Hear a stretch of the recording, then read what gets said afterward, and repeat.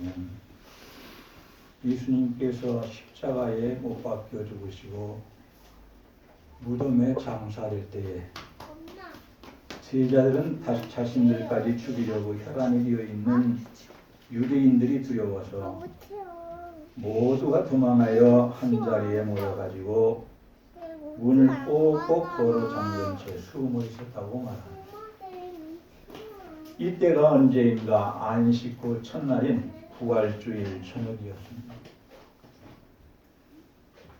제자들이 한 곳에 모이기는 했지만 두려움과 불안한 마음은 떠나지 않았는데 이때에 십자가에서 죽으시고 장사 진행받은 우리 주님께서 부활하셔서 꼭꼭 잠겨있는 문을 통과해가지고 제자들이 모여있는 장소 한가운데로 임하셔서 너희에게 평강이 있을지어다 라고 하시며 평강을 선물로 주셔서 제자들 마음속에 있는 불안과 두려움 등 모든 좋지 않은 생각을 다 사라지게 만들 때 제자들은 주님이 주신 평강과 기쁨이 그 마음속에 넘치게 되었다고 말씀하고 있습니다.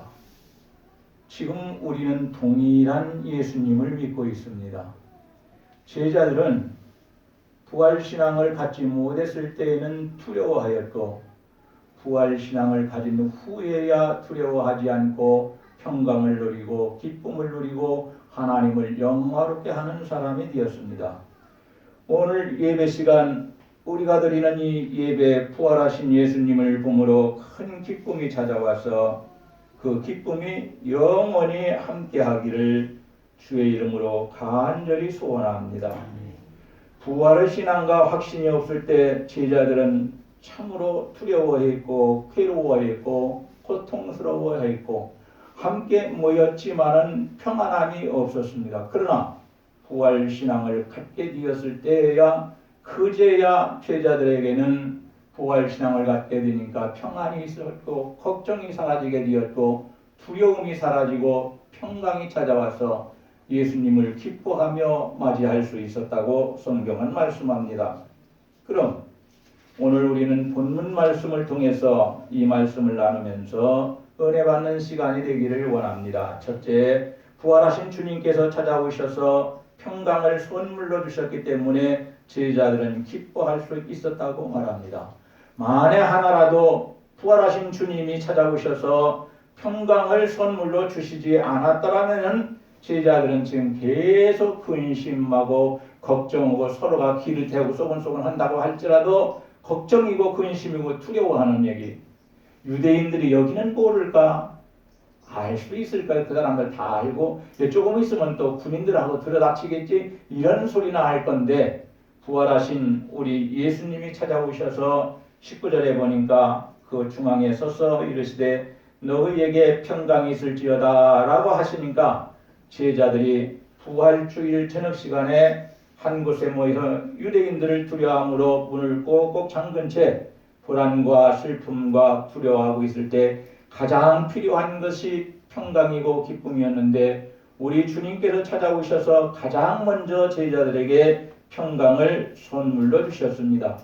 지금 제자들이 한 곳에 모이기는 했지만 마음속에 평강이라고는 하나도 없었습니다. 부활하신 그리스도를 만나기 전에는 제자들의 마음속에는 평강 대신에 공포와 슬픔과 무서움과 두려움 등으로 가득 차 있었습니다.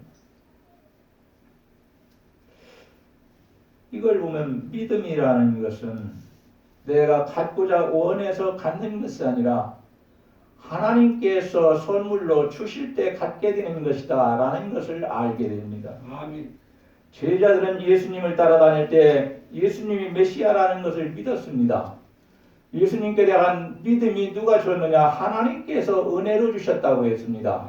그런데 본문을 보게 되면은 부활신앙을 갖지 못했었는데 그래서 걱정했는데 부활하신 예수님께서 아니다. 너희들 부활신앙 가져야 된다. 나 이렇게 부활한 사람이 너희에게로 이렇게 다가와 있지 않냐?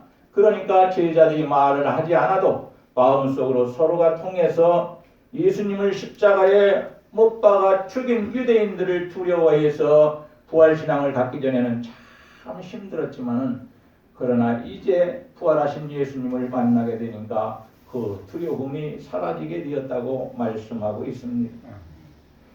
우리 주님을 십자가에 못 박아 죽인 유대인들은 살기가 등등해서 예수님을 따르는 제자들까지도 남김없이 죽이기로 결의하고서 제자들을 찾아다녔다고 말합니다. 이 정도 된다면 우리도 별 수 없습니다. 우리 같은 사람은 더 약한 것 환난 때문에 넘어지기도 잘하는데 우리가 제자들처럼 이렇게 되었다면 이 유대인들이 그러니까 한 나라의 종교적으로 큰 권력을 가지고 있는 사람들이 우리 믿는 사람들을 죽이려고 찾아다니고 있다, 군대를 파병했다 한다면은 우리들도 무서워서 문을 꼭꼭 잠그고 걸어 잠그고 어딘지는 모르게 우리들의 아지트로 들어가서 뭐 서로가 어디 모여라 서로가 연락해서 거기에서 문 닫고 기도하고 있을지도 모릅니다. 그런데 우리 주님께서 오늘 우리에게 부활신앙을 허락하셔서 부활신앙이 없었다라면 우리도 지금까지 살면서 마음속에 평안이나 걱정이나 근심이나 슬픔만 가득 차 있을 것인데 부활하신 우리 주님이 우리에게 부활신앙을 주시니까 우리 교회에 와 있으면서도 거기에 있지 않아도 영육간의 문제 때문에 고통받는 것이 아니라 주님께서 해결해 주실 줄을 믿고 또 건강이나 물질 문제 때문에 가정과 직장과 사업 문제 때문에 우리가 어려움을 당하고 있는 것은 사실이지만 그러나 그것으로 끝난다면 우리가 참으로 불행한 사람일 것인데 우리 주님께서 다시 새로운 길을 열어주시고 우리를 치료하시고 인도하실 것이 확실하기 때문에 이 자리에 나와 있는 우리 모두는 마음속에 사라진 평강이 다시 찾아오고 불안하고 걱정과 두려움이 우리를 사로잡았지만은 이제는 그러한 것들은 예수의 이름으로 혹은 부활신앙으로 인하여서 먼 데로 다 사라지고 오직 주님과 함께 말씀과 함께 우리가 이것들을 이기고 승리하게 만들어 주셨다는 놀라운 사실을 알고 감사할 수 있기를 바랍니다. 아멘. 부활하신 주님께서 우리들 가운데 오셔서 평강 위에 평강을 주셔서 우리들의 마음이 평강과 기쁨으로 가득 채워지고 감사와 찬양이 넘치기를 축원합니다. 아멘. 부활하신 주님을 믿음으로 부활 신앙을 가져서 믿음과 삶 속의 걱정은 사라지고 주님 주신 평강으로 기쁨이 넘치는 삶이 우리의 삶에 가득 채워지기를 주님의 이름으로 간절히 축복합니다. 아멘. 둘째, 제자들은 부활 신앙을 가지고 부활하신 주님을 보았기 때문에 기뻐할 수 있었습니다. 20절을 보면 제자들이 주를 보고 기뻐하더라 이렇게 말합니다. 예수님께서는 부활하신 다음에 즉시로 하늘로 승천하시지 않으셨습니다. 부패하고 타락하고 주님을 거절하고 주님을 배척하고 주님을 십자가에 못 박은 세상이지만은 부활하신 후에 40일 동안을 이 세상에 머물러 계시면서 불안과 공포와 슬픔에 잠겨있는 제자들을 찾아가시고 위로와 격려로 평강과 기쁨과 힘을 주시고 그리고 흔들리지 않게 하시고 완전한 믿음으로 살게 하셨고 12 제자만 아니라 70명의 제자 그 이상의 제자들도 역시 우리 주님께서 흔들리지 아니하도록 믿음을 굳게 붙잡아 주었다고 성경은 말씀하고 있습니다. 우리 주님은 우리를 버리시는 분이 아니고 멀리 하시는 분도 아니라는 것을 압니다. 주님께서는 부활주일 새벽에 예수님의 무덤을 찾아와서 슬피 울며 주님을 찾던 막달라 마리아에게 나타나셔서 위로해 주셨습니다. 그 다음에는 예수님을 3번씩이나 부인하고 나서 통곡하며 회개하고 죄책감에 괴로워하고 슬퍼하며 근심하는 베드로에게 다시 나타나셔서 위로해 주셨습니다. 그리고 다음에는 낙담해서 공포의 성이 되어버린 예루살렘을 떠나서 엠마오로 내려가는 2명의 제자들에게 나타나셔서 위로해 주셨습니다. 부활하신 주님께서는 12 제자들에게 나타나 주시고 500여 명의 성도들이 모인 곳에도 나타나 보여주시고 그리스도인들을 체포할 영장을 가지고 다메섹을 향해서 말을 타고 달려가던 사울까지도 만나셔서 변화시켜 주시고 우리 주님의 사도로 만들어 주시고 이방인들에게 복음을 전할 수 있는 사람이 되도록 우리 주님께서 명령하셨고 그 사명의 길을 허락하셨습니다. 제자들은 부활하신 주님을 보고 기뻐했는데 이 시간 성도 여러분도 예배를 통해 주님이 만나주신다고 성경은 말씀했습니다. 말씀을 통하여 주님을 만나게 되고 기도와 찬양을 통해서도 주님을 만나고 위로와 힘을 얻고 기쁨이 충만해지고 성령이 충만한 시간이 되기를 주님의 이름으로 간절히 축원합니다. 셋째, 제자들은 부활신앙을 가지고 부활하신 예수님의 손과 옆구리를 보고 기뻐할 수 있었다고 말합니다. 20절에 보니까 이 말씀을 하시고 손과 옆구리를 보이시니 제자들이 주를 보고 기뻐하더라 이렇게 말씀합니다.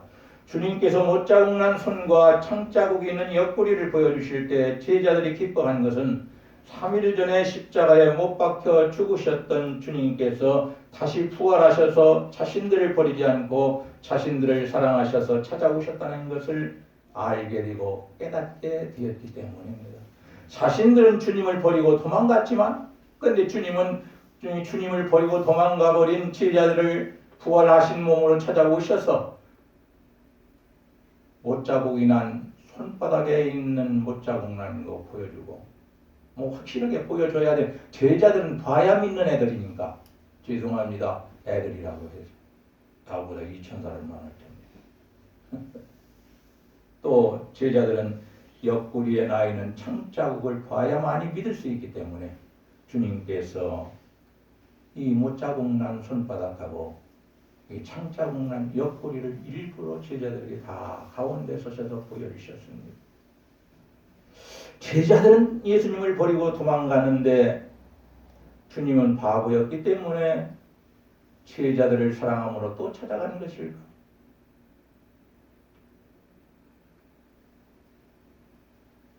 바보이기 때문에 그런 것이 아니고 하나님이시기 때문에 그러셨습니다. 사람 같으면 그렇게 하신 겁니다. 하나님이시기 때문에 이렇게 하신 것입니다. 십자가에 달리셨던 주님, 부활하신 주님께서 여전히 자신들을 사랑하신다는 것을 깨달았기에 제자들은 아주 기뻐했다고 말합니다. 예수님께서는 십자가에 달리셔서 당하신 상처의 흔적인 못자국 난 손과 창자국 난 옆구리를 보여주실 때 의심 많고 두려워하는 제자들에게 예수님께서 부활하셨음을 똑똑히 목격하게 하셔서 확신을 가지고 기뻐할 수 있게 만들어 주셨습니다.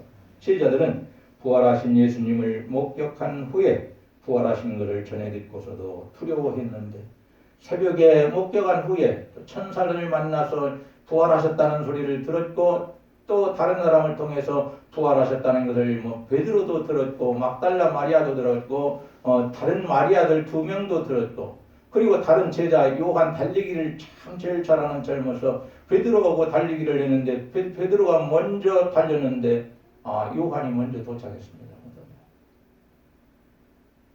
나이가 많으면 달리면 1등을 하지 말아야. 자기 힘대로 달리니까 2등 있지 않습니까? 사도 요한은 1등, 베드로는 2등 달리고 너무 지나치게 하면 안 됩니다. 제자들은 부활하신 예수님을 목격하고 부활하셨다는 소식을 전해 듣고도 무덤에서 천사들을 만나서 우리 예수님이 부활하셨음을 전해 듣고도 두려워할 줄만 알았지 믿을 줄을 몰랐어요. 이게 문제. 오늘 우리도 신앙생활을 하면서 어떠한 어려운 문제들이 우리에게 닥치면은 그것만 쳐다보고 있느라고 그것을 해결하시는 우리 주님이심을 믿지 못하는 거예요.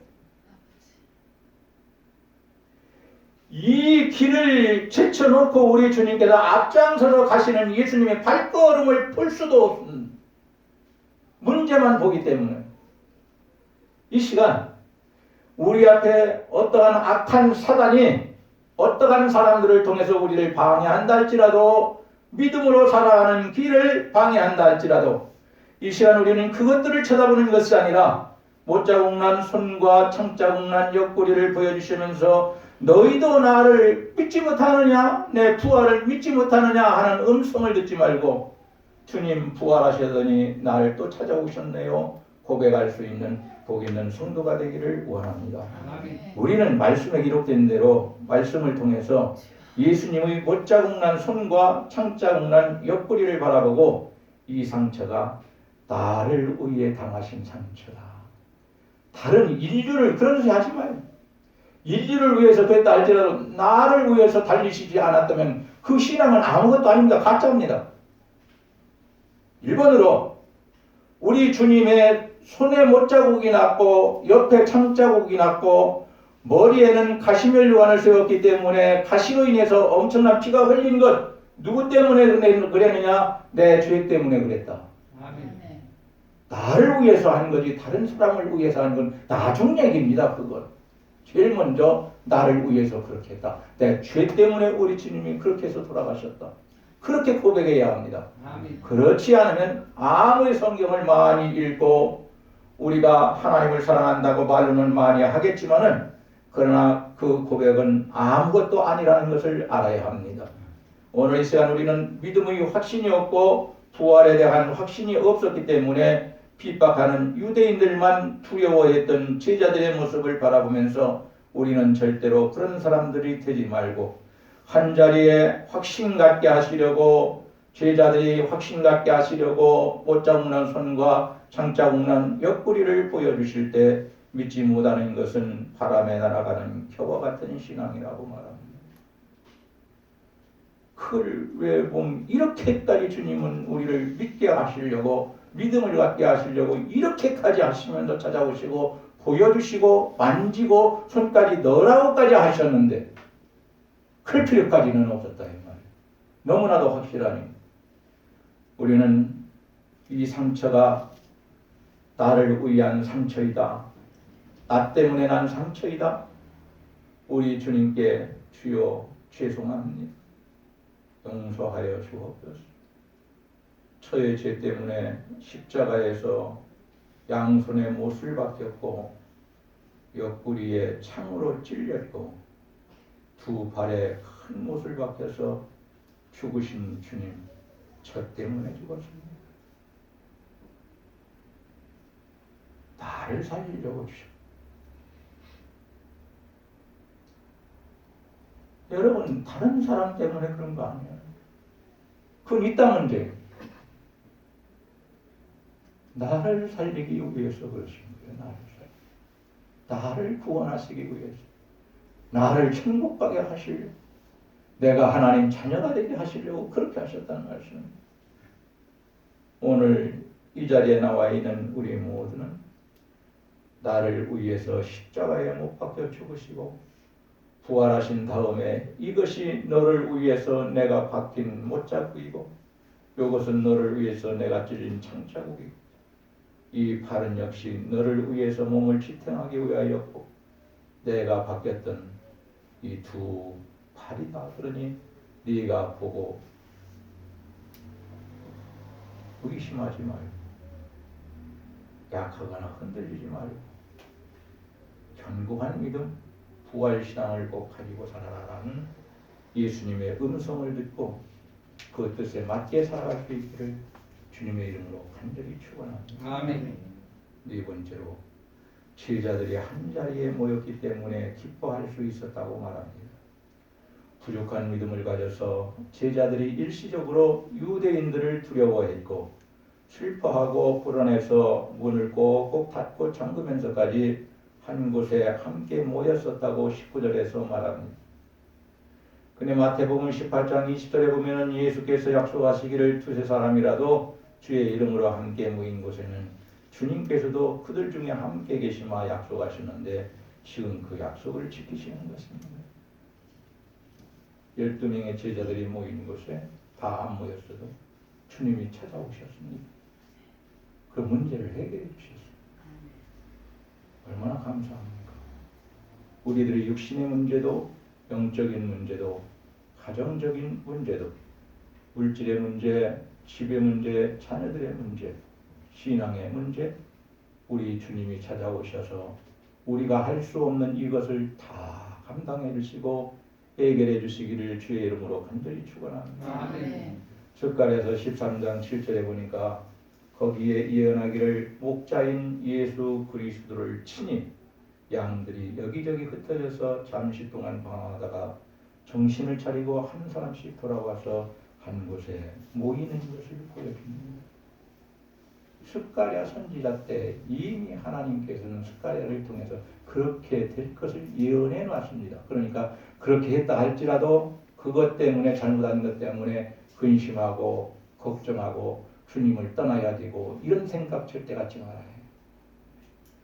이것은 사람이기 때문에 사람은 약하기 때문에 다 그렇게 할 수 있는 것이다. 그러니 이것을 하나님의 사랑이라고 믿고 우리 하나님을 더 사랑하고 믿음으로 살아라고 말씀하십니다. 무덤에서 슬피 울던 막달라 마리아도 돌아와서 함께 모였습니다. 예수님을 모른다고 3번씩이나 부인하고 나서 통곡하며 회개했던 베드로도 돌아와서 함께 모였고요. 근심과 낙담 속에서 엠마오로 내려가던 2명의 제자도 역시 돌아와서 함께 모였습니다. 부활하신 예수님을 만난 자도 만나지 못한 자도 돌아와서 함께 모였고 부활하신 예수 그리스도를 믿는 자도 믿지 못하는 자도 돌아와서 함께 모였습니다. 교회는 이렇고 저러한 사람들이 모이는 것이고 바로 하나님의 사람들이 모여서 예배하는 것입니다. 나하고는 좀 다른 것이 있겠지만 생각이 다르고 말이 다르고 또 기도하는 것이 다르고 찬양하는 것이 다르고 다 똑같지는 않습니다. 하나님께서는 각 사람에게 각기 다른 은사를 주셨기 때문에 찬양하는 모습도 다르다고 해서 그거 걱정할 필요가 없습니다. 시험 들 필요가 없습니다. 누가 뭐라고 한다고 해서 내가 하나님께 찬송하는데 내가 사람에게 찬송합니까? 왜 그렇게 찬송하냐고 물어본다면 하나님 이렇게 하라네요 하고 그냥 넘어가시기 바랍니다. 크게 잘못한 것이 없으면 하나님은 우리를 다 용서하신다고 성경에서 말씀합니다. 요한복음 16장 22절에 있는 말씀처럼 근심 있는 사람도 예수님을 만나서 기뻐하게 되고 히브리서 10장 25절 보니까 모이기를 패하는 자라는 말은 주님을 떠난 사람을 말합니다. 모이기를 패하는 어떠한 사람들과 같이 되지 말고 너희는 서로가 권해서 모이기를 힘써라. 그래서 모이기를 힘쓸 때 예수님을 만날 수 있다는 것을 본문을 보면 알 수 있습니다. 우리가 모이기를 힘쓰라고 주님이 말씀하셨으니까 좀 힘들어도 자꾸 모이게 되면은 우리도 주님을 만날 수 있고 주님으로부터 기쁨을 선물로 받을 수 있다는 것을 알고 모이는 것을 괴로움으로만 여기지 말고 하나님이 주신 축복이라는 것을 알고 감사할 수 있기를 우리 주님의 이름으로 간절히 축원합니다. 다섯 번째로 부활하신 주님께서 제자들을 찾아오셔서 평강과 기쁨만 주신 것이 아니고 3가지를 분부하신다. 이거 빼먹으면 앞에 있는 거 다 알아도 소용없습니다. 앞에 있는 건 주님께서 우리를 위해서 주신 것입니다. 이미 지금 누리고 있는 겁니다. 뒤에서 3가지를 우리에게 요구하시는데 이 3가지를 행하지 않는다면 우리는 믿는 자가 아닙니다. 하나님 앞에 범죄한 인간에 불과합니다. 첫째로 21절 보니까 아버지께서 나를 보내신 것 같이 나도 너희를 보내노라. 예수님께서 그렇게 말씀하십니다. 너희들은 이제 부활신앙 가졌으면 나가서 복음을 전하고 주님을 위해서 희생을 해라. 그러한 말씀입니다. 복음을 전하기 위해서 희생하는 사람이 되라. 이제 부활신앙 가졌으면 부활신앙 가진 열매가 있어야 될 것 아니냐. 우리 주님이 그렇게 말씀하시는 겁니다. 두 번째로는 22절 보니까 성령을 받으라 이렇게 말씀하십니다. 주님께서 주신 기쁨을 끝까지 간직하고 우리 주님을 믿는 믿음을 끝까지 지키고 주님 맡겨주신 사명을 끝까지 감당하다 천국 갈 수 있는 것은 성령을 받아야 가능합니다. 우리 인간적인 힘으로는 불가능한 일입니다. 그렇기 때문에 성령을 충만하게 달라고 성령을 통하여 주시는 능력과 권능까지도 달라고 하나님 앞에 기도하다가 꼭 받아서 하나님 영광 돌릴 수 있기를 바랍니다. 세 번째로는 23절 보니까 다른 사람의 죄를 용서해 주라고 말씀합니다. 주님께서 제자들의 죄를 용서하여 주신 것처럼 제자들은 다른 사람의 죄를 용서해야 한다는 말씀입니다. 이 말은 주님께서 우리의 죄를 용서하신 것처럼 우리도 다른 사람들의 죄를 용서할 줄 알아야 한다는 말입니다. 마태복음 18장 21절 이하에 보니까 하루에 7번씩 70번이라도 다른 사람들이 잘못하고 와서 용서해달라고 말하면 그럴지라도 용서해줘라. 몇 번 이걸 정해놓지 말고 무한정으로 잘못한 사람이 와서 용서해달라고 간절히 진짜 부탁을 하면 그 사람의 죄를 용서해라. 마태복음 18장 35절 이하에 보니까 다른 사람의 죄를 용서하지 않으면 나의 죄도 하나님께로부터 용서받지 못한다 라는 것을 알라고 말씀하십니다. 내가 다른 사람의 죄, 조그마한 죄를 용서하지 못하면 하나님께서는 내가 지옥 갈 죄가 있는데도 불구하고 용서하시는데 사람들에게 지은 잘못한 것, 나한테 좀 잘못한 것 그 용서하지 못하면 하나님께서 내 죄를 용서하지 못하므로 나는 천국 갈 사람이 아니고 지옥에 떨어지는 사람이 된다고 말씀합니다. 오늘 이 자리에 나와 있는 우리 모두는 다른 사람의 죄 아무리 크다 할지라도 다 용서해서 우리들이 지옥 갈 죄를 범하고 살았다 할지라도 주님께서 우리들의 모든 죄를 다 용서해 주셔서 천국 가고 그리고 영생을 누리며 살 수 있기를 주님의 이름으로 간절히 축원합니다. 마태복음 6장 9절 이하에 있는 주기도문을 봐도 역시 우리가 죄를 사하여 준 것처럼 주여 내 죄도 사하여 주옵소서. 내가 다른 사람의 죄를 나한테 잘못한 죄를 용서해 준 것처럼 주님도 나를 용서해 주옵소서. 주기도문에서 그렇게 말씀하십니다. 이 자리에 나와 있는 우리 모두는 하나님 앞에 죄에 대하여는 회개함으로 하나도 남김없이 다 용서받고 살 수 있기를 원합니다. 그리고 주님께서 맡겨주시고 또 요구하신 이 세 가지 분고 전도해라, 성령을 받아라, 죄를 용서해라, 다른 사람의 죄를 용서해라. 이 세 가지도 잘 감당할 수 있는 복된 성도가 다 되기를 주님의 이름으로 간절히 축원합니다. 말씀을 맺어야 되겠습니다. 우리가 부활주의를 지킬 수 있는 것은 참으로 복받은 사람입니다. 왜냐? 제자들 시대에 우리가 살았더라면 우리는 부활신앙 갖기 힘듭니다. 그 시대가 그런 시대였습니다. 그런 시대였기 때문에. 근데 지금은 성경을 일반 목사님이 아니고 일반 성도들도 읽으면은 부활하신 주님이 찾아오셨구나. 부활신앙 가지면 기뻐하는구나. 평강이 있구나. 그런데 부활신앙을 갖지 않으면 이거 아무리 많이 모여도 성도들이 제자들과 함께 모였다 할지라도 두려움이 사로잡히는구나. 지금 성도들은 목사가 설교 안 해도 이만큼 정도는 알고 있어요. 이 자리에 나와 있는 우리는 오늘도 주님이 평강의 선물을 우리에게 주십니다. 우리는 부활하신 주님을 말씀을 통하여서 너무 분명하고 확실하게 쳐다보았습니다. 부활하신 주님의 손과 옆구리를 주님이 보여주시는 것을 그 마음까지 우리는 읽었습니다. 모습만 아니라 예수님의 마음까지도 우리가 확인을 하고 읽었습니다. 언제나 변함없이 주의 이름으로 모이기에 힘써야만이 이렇게 부활하신 주님을 만날 수 있다고 말합니다. 그리고 부활신앙을 가진 우리 모두는 주님께서 요구하신 이 세 가지 사명을 잘 감당하는 자가 되라고 말씀하십니다. 훗날 주님 앞에 섰을 때에 이 세 가지의 사명을 잘 감당해서 우리 주님께서 기뻐하시며 우리에게 큰 상급을 주시고 면류관을 세워주시고 영원히 영생을 누리며 하나님을 섬길 수 있게 해주시는 놀라운 축복을 받아 누리기를 주님의 이름으로 간절히 축원합니다. 기도하시겠습니다.